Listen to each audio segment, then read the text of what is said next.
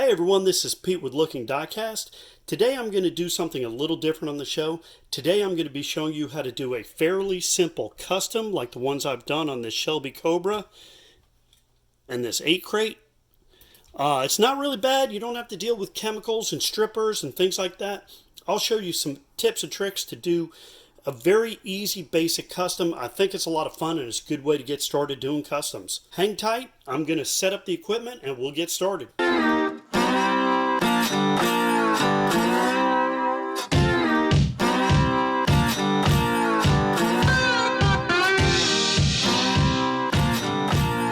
Okay, so the first thing I want to do is I want to get the car out of the package, but I kind of want to save the card so I can, when I get my custom done, I can put it back in.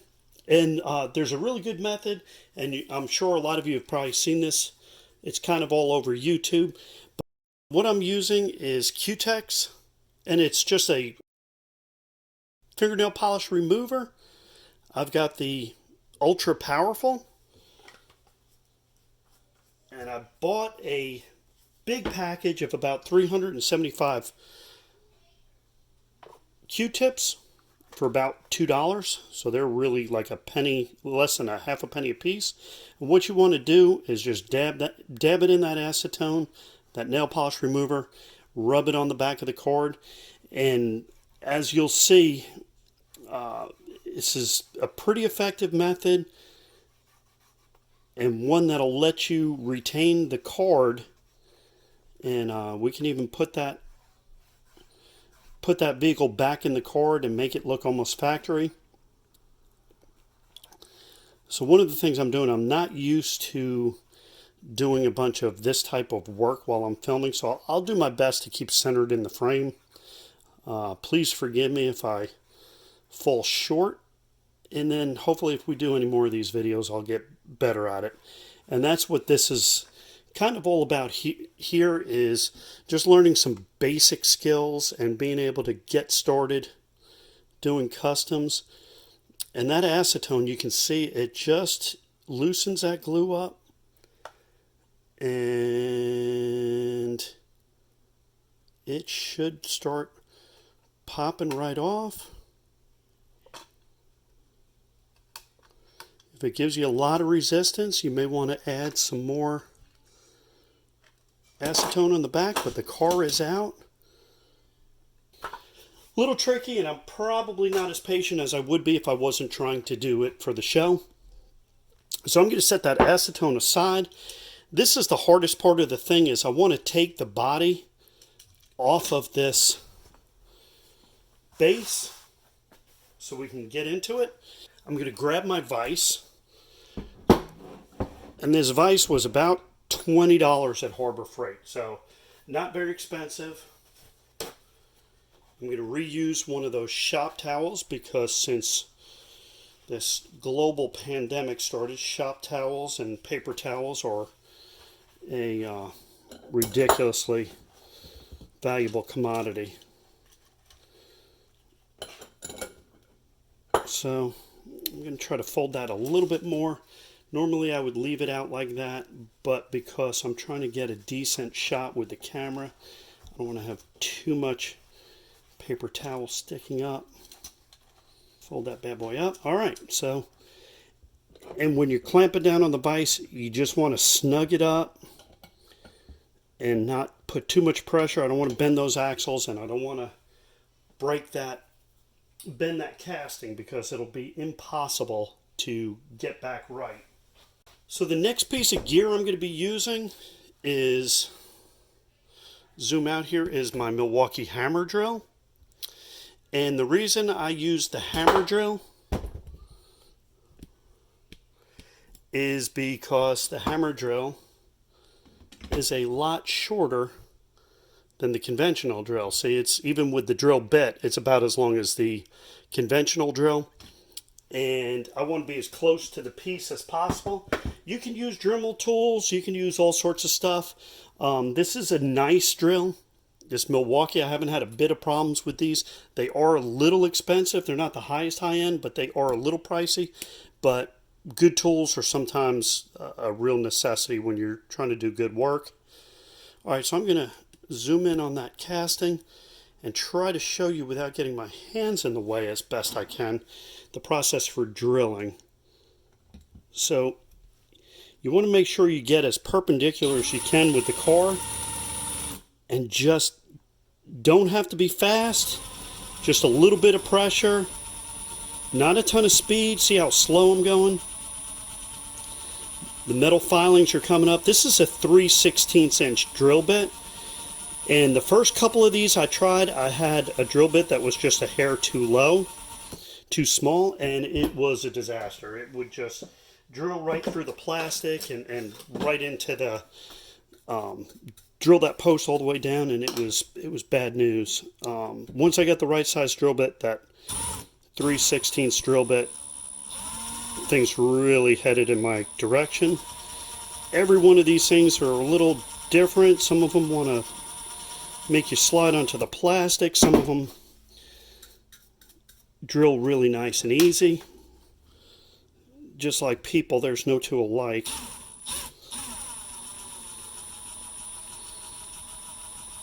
And again, if I'm hunched over the thing and looking at it, I could probably get a better or quicker process down, but I'm just, for the camera, I'm just trying to get a good view of it. I'm going nice and slow. I err on the side of caution. I'd rather go too slow and take too long to do it.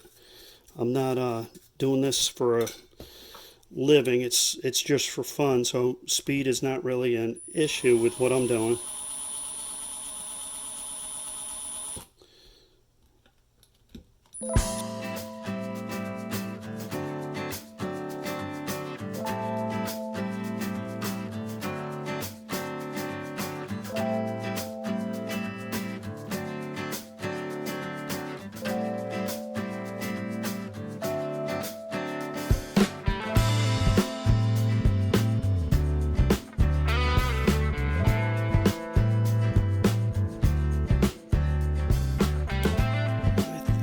I think that's probably going to go. Okay, so we'll take this out of the vise. Going to bang some of those metal chips. So you can see now we have the rivets drilled out. I'm going to take that screwdriver, put it under these wheels. Look at that, that base popped up nice.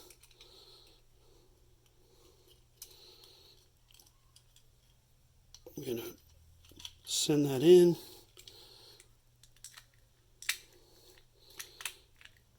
And that was pretty nice.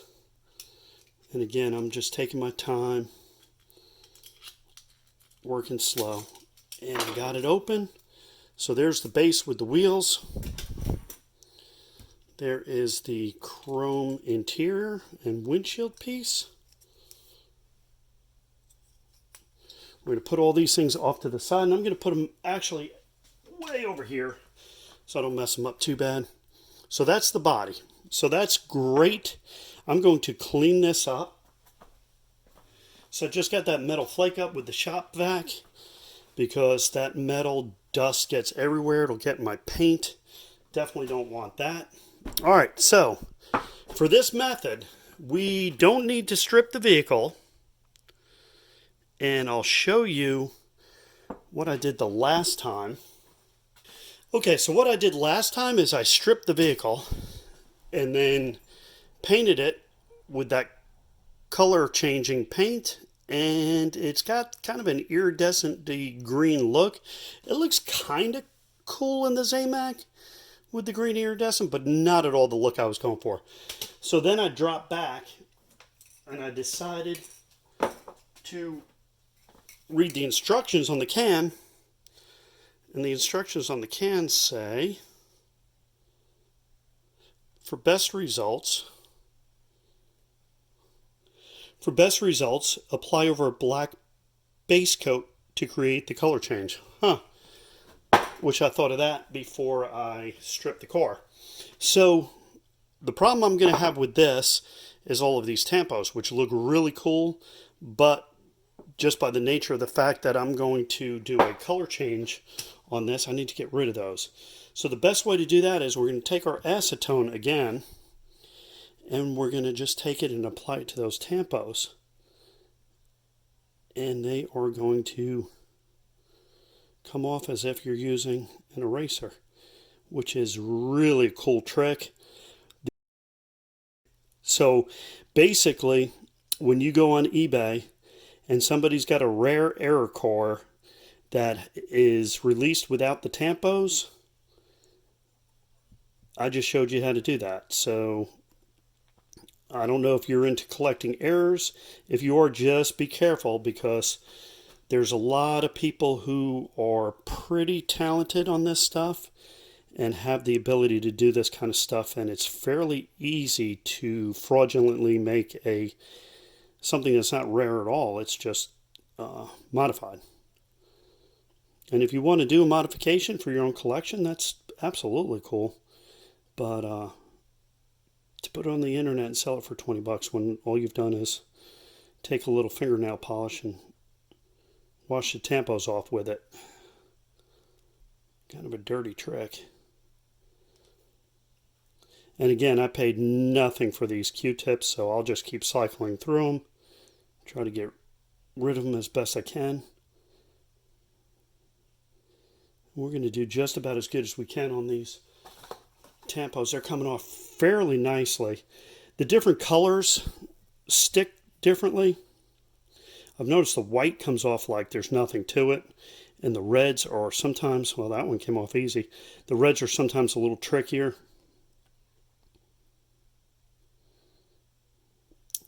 This is a great little method for just cleaning up some tampos. If you want to put water slides on it, kind of just straight out of the package, you can do a custom without doing a whole lot of crazy paint strippers and things like that. And that's what I like about this method is, you know, you can go online and see all sorts of stuff with caustic soda and paint stripper and airplane stripper, and that stuff's all well and fine, but it's serious business. It's got a lot of fumes. The caustic soda is very dangerous. It's very acidic. You can't wash it off. You can only get it off with vinegar or something to neutralize it. It's nasty stuff. So I figured when I stumbled on this method, I decided this was for somebody who's just wanting to mess around a little bit, stick their toes in the water, so to speak, and get started slowly. This was a great method. I feel pretty safe handling nail polish remover. My kids have been handling it since they were like 7, and they haven't lit themselves on fire or burnt themselves with it. So I figure it's pretty safe for me if a 7-year-old can use it, we'll say. There's only so much you can do with getting these things in the door jambs and the real tight areas. I've tried all sorts of stuff, like with picks, trying to get it out of there, and it just, you wind up scratching the car. You wind up, oh, now I know why these are so cheap. These are, look at this garbage. You wind up stripping the paint, which is not in itself the end of the world. The white's coming up nice. But if you strip too much of the paint, then we got another little issue we got to deal with. But that's fine. I've done 2 or 3 of these. Not a lot. Like I said, I'm just kind of getting started in it. I've got 2 or 3 of these under my belt, so I'm going to share my massive amount of expertise with you. All right, so that is about all I'm going to do on this. Okay, try not to laugh at the paint booth. It's basically a cardboard box with parchment paper, but it does catch the majority of the paint, which is really all I'm after. I'm using Tester's Color Shift. It color changes at different angles from green to copper. And you see right here on the can it says apply over black base coat. So had I read that at the beginning, it would have saved me a lot of trouble. So I'm sitting here about a foot and 3 inches from the car, and I'm just going to feather that paint really light on the trigger, ever so gently.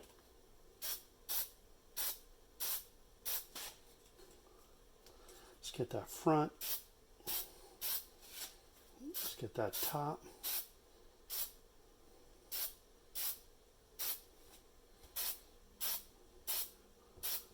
Sides again. Kind of rotating it around. The room smells good.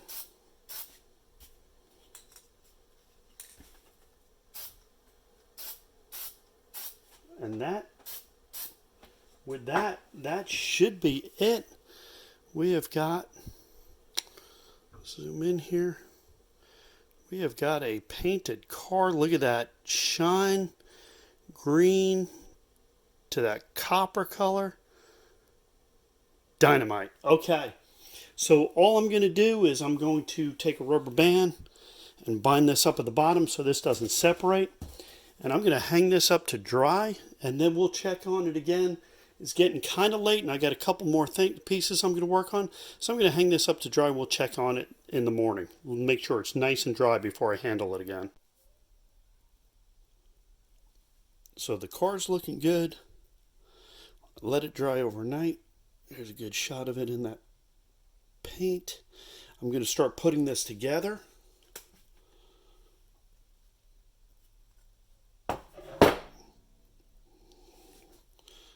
I'm good to touch it now. I did put everything overnight in this bag because I was doing some other projects and painting some more and making some more metal flakes, so I didn't want to get a bunch of debris and metal and stuff in this. As far as putting this together, it should be fairly straightforward. Look at that. All that can go right there. And then I will pop this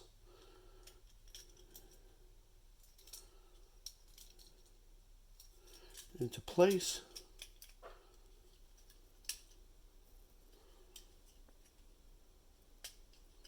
Yep.